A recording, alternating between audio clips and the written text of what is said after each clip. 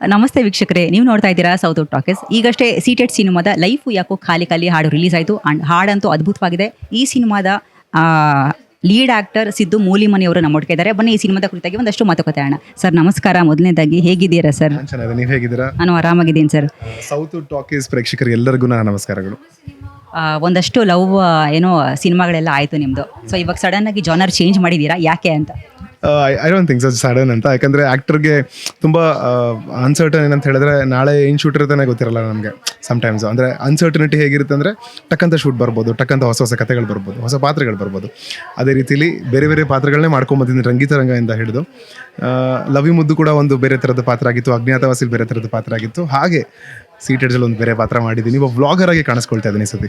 Sir ಮೊದಲನೇದಾಗಿ ನಿಮಗೆ ನಾನು ಕಂಗ್ರ್ಯಾಚುಲೇಷನ್ಸ್ ಹೇಳೋದಕ್ಕೆ ಇಷ್ಟಪಡ್ತೀನಿ. ಯಾಕೆ ಅಂದರೆ ನಿಮ್ಮ ಲವ್ ಯು ಮೊದ್ದು, ಬಿಕಾಸ್ ಯಾವುದೇ ಒಂದು ಆ್ಯಕ್ಟರ್ಗಾಗಿರ್ಬೋದು, ಒಂದು ಚಾಲೆಂಜಿಂಗ್ ಕ್ಯಾರೆಕ್ಟರ್, ಆ ರೀತಿಯಾದಂಥ ಒಂದು ಪಾತ್ರವನ್ನು ನೀವು ನಿರ್ವಹಿಸಿದ್ದೀರಾ. ಕಂಗ್ರ್ಯಾಟ್ ಸರ್. ನನಗಂತೂ ಪಾತ್ರ ಎಸ್ಪೆಷಲಿ ತುಂಬ ಇಷ್ಟ ಆಯಿತು, ಸಿನಿಮಾ ಕೂಡ ತುಂಬ ಇಷ್ಟ ಆಯಿತು. Thank you so much. And ಅದೆಲ್ಲ ಕ್ರೆಡಿಟ್ ನನ್ನ ಟೀಮ್ಗೆ ಕೊಡೋಕ್ಕೆ ಇಷ್ಟಪಡ್ತೀನಿ. ಯಾಕೆಂದರೆ ಒಂದು ಒಳ್ಳೆಯ ಬರವಣಿಗೆ, ಒಳ್ಳೆಯ ಕತೆ, ಒಳ್ಳೆಯ ಪಾತ್ರನೇ ಇದಕ್ಕೆಲ್ಲ ದಾರಿ ಮಾಡಿಕೊಡೋದು. ಸೊ ಕುಮಾರ್ ಸರ್, ನಮ್ಮ ನಿರ್ದೇಶಕರು, ಅವ್ರಿಗೆ ಥ್ಯಾಂಕ್ಸ್ ಹೇಳಬೇಕು.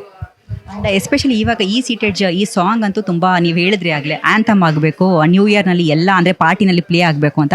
ಸಾಂಗ್ ರಿಯಲಿ ಚೆನ್ನಾಗಿದೆ ಸರ್. ಬಿಕಾಸ್ ಒಂದು ಸತಿ ಕೇಳಿದ್ರೆ ಒಂಥರ ಇಷ್ಟ ಆಗುತ್ತೆ.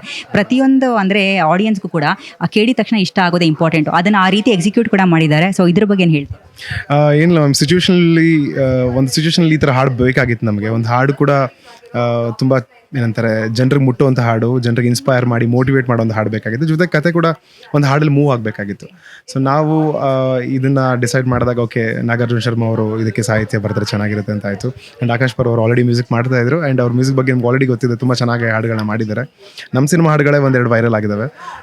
ಆ ರೀತಿ ನೋಡೋಕೆ ಹೋದಾಗ ಸಾಂಗ್ ತುಂಬ ಮೋಟಿವೇಶನ್ ಆಗಿರಬೇಕು ಅನ್ನೋದೆಲ್ಲ ಒಂದು ಥಾಟಲ್ಲಿ, ಒಂದು ಪ್ಲ್ಯಾನಲ್ಲಿ ಇದ್ದಾಗ ಈ ಸಾಂಗ್ ಆಯಿತು. ಆ್ಯಂಡ್ ನಾಗಾರ್ಜುನ ಶರ್ಮಾ ಅವರು ಅದ್ಭುತವಾಗಿ ಸಾಹಿತ್ಯ ಬರೆದಿದ್ದಾರೆ. ಆ್ಯಂಡ್ ನನ್ನ ನೆಚ್ಚಿನ ಗಾಯಕರು ಸಿದ್ಧಾರ್ಥ್ ಬೆಳ್ಮನ್ ಅವರು ಹಾಡಿದ್ದಾರೆ. ಯಾವಾಗಲೂ ಅವ್ರ ಹಾಡುಗಳ ಕೇಳ್ತಾ ಇದ್ದೆ. ಈಗ ನನ್ನ ಸಿನಿಮಾದಲ್ಲಿ ನನ್ನ ಒಂದು ಹಾಡು ಅವ್ರು ಹಾಡಿದ್ದಾರೆ ಅನ್ನೋದು ಕೇಳೋದಕ್ಕೇ ಭಾಳ ಖುಷಿ ಆಗ್ತಿದೆ. ಆ್ಯಂಡ್ ಪರ್ಸನಲಿ ನನಗೆ ಇಷ್ಟ ಆಯಿತು.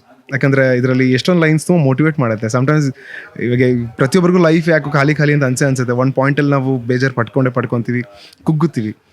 ಆ ಥರ ಆದಾಗ ನಮಗೆ ಕೆಲವೊಬ್ಬರು ಮಾತುಗಳಾಗಿರ್ಬೋದು, ಯಾವುದೋ ಪುಸ್ತಕ ಆಗಿರ್ಬೋದು, ಸಿನಿಮಾ ಆಗಿರ್ಬೋದು, ಒಂದು ಹಾಡಾಗಿರ್ಬೋದು, ನಮಗೆ ಇನ್ಸ್ಪೈರ್ ಮಾಡುತ್ತೆ.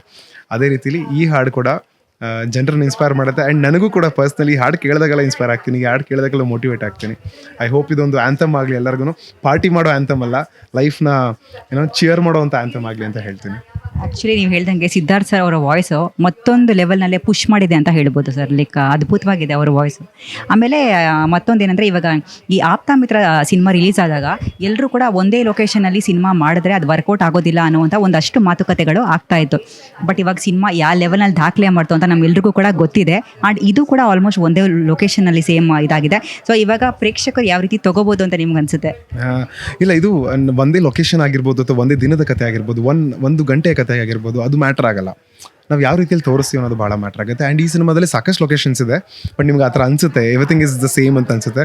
ನಾವು ಬೆಂಗಳೂರಲ್ಲಿ ಶೂಟ್ ಮಾಡಿದ್ದೀವಿ, ಮೈಸೂರಲ್ಲಿ ಶೂಟ್ ಮಾಡಿದ್ದೀವಿ, ಹಾಗೆ ಕುದುರೆಮುಖ ಹತ್ತಿರ ಒಂದಿಷ್ಟು ಶೂಟ್ ಮಾಡಿದ್ದೀವಿ.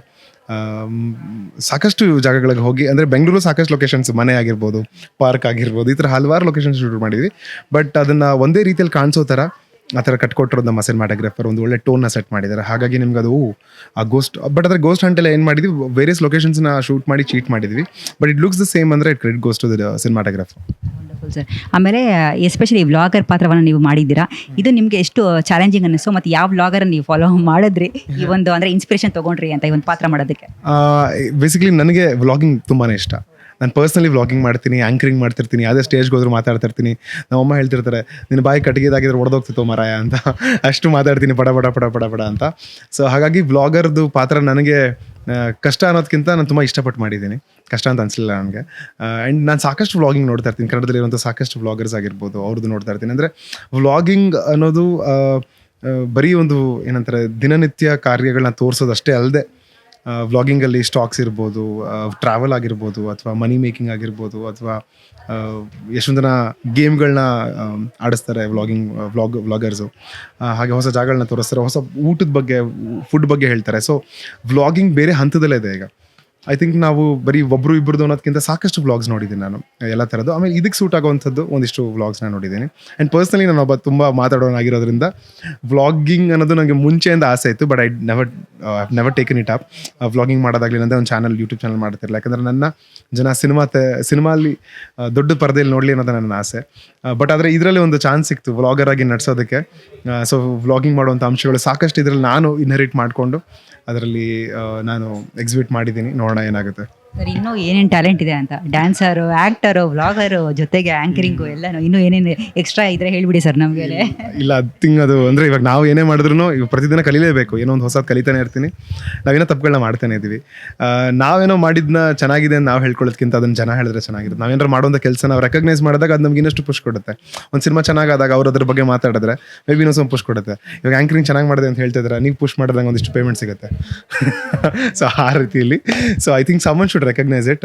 ಅಂದರೆ ಈ ಸಿನಿಮಾ ರಂಗ ಅಂತ ಬಂದಾಗ ಇಲ್ಲಿ ಸಾಕಷ್ಟು ಜನ ಎಲ್ಲ ಕೆಲಸಗಳನ್ನ ಮಾಡ್ತಾ ಇದ್ದಾರೆ. ಬರೀ ಒಂದು ಕೆಲಸ ಮಾಡಿಕೊಂಡು ಇಲ್ಲಿ ನಾವು ಬದುಕ್ತೀವಿ ಅಥವಾ ಅಂದರೆ it is not so easy.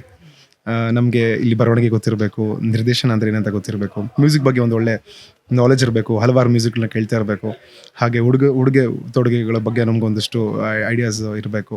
So ಪ್ರತಿಯೊಂದು ಡಿಪಾರ್ಟ್ಮೆಂಟಲ್ಲಿ ನಾವು ತಿಳ್ಕೊಂಡಾಗ ನಾವು ಇಲ್ಲಿ ನಿಂತ್ಕೊಂಡು ಏನಾದರೂ ಒಂದು ಫೇಸ್ ಆಫ್ ದ ಮೂವಿ ಆಗಿ ನಾವು ಮಾಡೋಕ್ಕೆ ಸಾಧ್ಯ ಅಂತ ನಾನು ಹೇಳಕ್ಕೆ ಇಷ್ಟಪಡ್ತೀನಿ. ಮುಂದೆ ಹಾಗಿದ್ರೆ ನಿಮ್ಮ ನಿರ್ದೇಶಕರಾಗಿ ನಾವು ನೋಡ್ಬೋದು ಇಂಡಸ್ಟ್ರಿನಲ್ಲಿ. ಅದು ಗೊತ್ತಿಲ್ಲ, ಅದೆಲ್ಲ ಸಮಯ ನಿರ್ಧಾರ ಮಾಡುತ್ತೆ ಅಂತ ನನ್ನ ಕೈಲಿಲ್ಲ ಅದು.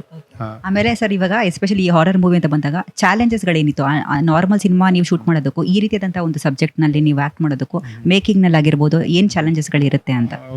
ಚಾಲೆಂಜಸ್ ಮೇಜರ್ ಆಗಿ ಏನಂದರೆ ಒಂದು ಡಾರ್ಕ್ ಟೋನಲ್ಲಿ ಶೂಟ್ ಮಾಡಬೇಕಾಗತ್ತೆ ಆ್ಯಂಡ್ ನೈಟಲ್ಲಿ ಶೂಟ್ ಮಾಡಬೇಕಾಗತ್ತೆ. ನೈಟಲ್ಲಿ ನಿಮಗೆ ಹೆಂಗಿರುತ್ತೆ ಅಂದರೆ ಒಂದು ಓಡೋ ಶಾಟ್ ಇರುತ್ತೆ, ಅಲ್ಲಿ ಮುಂದೆ ಏನಿದೆ ಅಂತ ಗೊತ್ತಿಲ್ಲ, ಬಟ್ ಸ್ಟಿಲ್ ನಾವು ಓಡ್ತಾ ಇದ್ದೀವಿ ಆ ಶಾರ್ಟಲ್ಲಿ. ನಾವು ರೆಗ್ಯುಲರಾಗಿ ನಾವು ಎಲ್ಲರ ಕತ್ಲಿದ್ದಾಗ ನಾವು ಆ ಜಾಗದಲ್ಲಿ ಕಾಲಿಡೋಕ್ಕೂ ಹಿಂದೆ ಮುಂದೆ ನೋಡ್ತೀವಿ. ಸೊ ಅಂಥದ್ರಲ್ಲಿ ನಾನು ಅಷ್ಟೇ ಅಲ್ಲ, ನಮ್ಮ ಸಿನಿಮಾದಲ್ಲಿ ಆ್ಯಕ್ಟ್ ಮಾಡಿದಂಥ ಗಿರೀಶ್ ಶಿವಣ್ಣ ಅವರು, ರಘುರಾಮನ್ ಕೊಪ್ಪ ಅವರು, ರವಿಶೇಷ್ ಶೆಟ್ಟಿ ಅವರು, 3 ಜನ ಅದನ್ನು ಯಾವುದೋ ಲೆಕ್ಕಿಸದೆ ಆ ಥರ ಒಂದು ಜಾಗದಲ್ಲಿ ಹೆಜ್ಜೆಗಳಾಗ್ತಾ ಓಡ್ತಾ ಬೀಳ್ತಾ ಈ ಸಿನಿಮಾಗಳ ಮಾಡಿದ್ವಿ. ಸೊ ಆ್ಯಕ್ಟ್ರಸ್ಗೆ ಈ ಥರದೊಂದು ಕಾಂಪ್ಲಿಕೇಶನ್ಸ್ ಇತ್ತು, ಯಾಕಂದರೆ ನಾವು ತುಂಬ ಹಾಂಟೆಡ್ ಜಾಗಗಳಲ್ಲಿ ಶೂಟ್ ಮಾಡಬೇಕಾಗಿತ್ತು. ಆ್ಯಂಡ್ ಸಿನಿಮಾಟೋಗ್ರಾಫರ್ಸ್ಗೆ ಅವ್ರದ್ದೇ ಆದಂಥ ಒಂದು ಕನ್ಸ್ಟೆನ್ಸ್ ಇರುತ್ತೆ. ಬಿಕಾಸ್ ಈ ಸಿನಿಮಾನ ಡಾರ್ಕ್ ಟೋನ್ ತರ್ತೀವಂತ ಹೇಳ್ಬೇಕಾದ್ರೆ ಅಲ್ಲಿ ಏನು ಲೈಟ್ಸ್ ಇರಲ್ಲ, ಬಟ್ ಸ್ಟಿಲ್ ಅಲ್ಲಿ ಆಬ್ಜೆಕ್ಟ್ ಆಗಿರ್ಬೋದು, ಸಬ್ಜೆಕ್ಟ್ ಆಗಿರ್ಬೋದು ತುಂಬ ಚೆನ್ನಾಗಿ ಕಾಣಿಸ್ಬೇಕಾಗತ್ತೆ. ಸೊ ಅದಕ್ಕೆ ಪ್ರಕಾರವಾಗಿ ಲೈಟಿಂಗ್ ಮಾಡೋದಾಗಲಿ, ಡೈರೆಕ್ಷನ್ ಡಿಪಾರ್ಟ್ಮೆಂಟ್ಗೆ ಅವ್ರದ್ದೇ ಆದಂಥ ತಲೆನೋವು ಇರುತ್ತೆ. ರೈಟಿಂಗಿಂದ ಹಿಡಿದು ಲೊಕೇಶನ್ ರೆಕ್ಕಿಯಿಂದ ಹಿಡಿದು ಅವರೊಂದು ಸಿನಿಮಾನ ರೂಪ ತರೋದಕ್ಕೆ ಅವರು ಎಷ್ಟೆಲ್ಲ ಕಷ್ಟಪಟ್ಟಿರ್ತಾರೆ. ಐ ಥಿಂಕ್ ಪ್ರತಿಯೊಬ್ಬರಿಗೂ ಕಷ್ಟ ಇದೆ. ಆ್ಯಂಡ್ ಐ ಥಿಂಕ್ ಎಷ್ಟೇ ಕಷ್ಟ ಇದ್ರೂ ಇಷ್ಟಪಡೋವಂಥ ಕೆಲಸ ಕಷ್ಟ ಅಂತ ಅನ್ಸಲ್ಲ. ಸಿನಿಮಾನೇ ಹಾಗೆ ಅಲ್ವಾ ಎಲ್ಲ. ಆ್ಯಂಡ್ ಮತ್ತಷ್ಟು ಮಾತುಕತೆ ಆಡೋಣ ನಿಮ್ಮ ಇಂಟರ್ವ್ಯೂನಲ್ಲಿ, ಸಂದರ್ಶನದಲ್ಲಿ ಮಾತಾಡೋಣ. So thank you so much sir, ಒಳ್ಳೆಯದಾಗಲಿ, ಇನ್ನೂ ಹೆಚ್ಚೆಚ್ಚು ಆಪರ್ಚುನಿಟಿಗಳು ತಮಗೆ ಸಿಗಲಿ ಅಂತ ನಾನು ಹಾರೈಸ್ತೀನಿ. Thanks ma'am, thank you. Actually ನಾನು ನಿಮಗೆ ಥ್ಯಾಂಕ್ಸ್ ಹೇಳಬೇಕು, ಯಾಕಂದರೆ ನಾವು ಮಾಡುವಂಥ ಕೆಲಸಗಳನ್ನ ಜನರಿಗೆ ತಲುಪಿಸುವಂಥ ಕೆಲಸ ನೀವು ಮಾಡ್ತೀರಾ. ಈಗಾಗಲೇ ಲವಿ ಮುದ್ದು ಸಿನಿಮಾ ಬಗ್ಗೆನೋ ಒಂದು ರಿವ್ಯೂ ಮಾಡಿದ್ರಿ, ಆ ರಿವ್ಯೂ ನಮಗೆ ತುಂಬ ಹೆಲ್ಪ್ ಆಯಿತು, ಜನಕ್ಕೆ ಮುಟ್ತು ಅದು, ಅದರಿಂದ ನಮಗೂ ಸಾಕಷ್ಟು ಹೆಲ್ಪ್ ಆಗಿದೆ. So it's kind of win-win situation. ನೀವು ನಮ್ಮನ್ನು ಮಾತಾಡ್ಸೋದ್ರಿಂದ, ನೀವು ನಮಗೆ ಬ್ರಿಡ್ಜ್ ಆಗೋದ್ರಿಂದ ನಾವು ಜನರಿಗೆ ತಲುಪ್ತಾ ಇದ್ದೀವಿ. So thank you so much for you. Thank you so much sir. And ತಮಗೆ ಹೊಸ ವರ್ಷದ ಹಾರ್ದಿಕ ಶುಭಾಶಯಗಳು. ಥ್ಯಾಂಕ್ಸ್ ಮ್ಯಾಮ್, ನಿಮಗೂ ಕೂಡ thank you so much sir. Seated cinema ಇನ್ನು ಕೆಲವೇ ದಿನಗಳಲ್ಲಿ ರಿಲೀಸ್ ಆಗುತ್ತೆ. ಸೊ ಇದು ಸಿದ್ದು ಮೂಲಿಮನಿ ಅವರ ಮಾತುಗಳಾಗಿತ್ತು.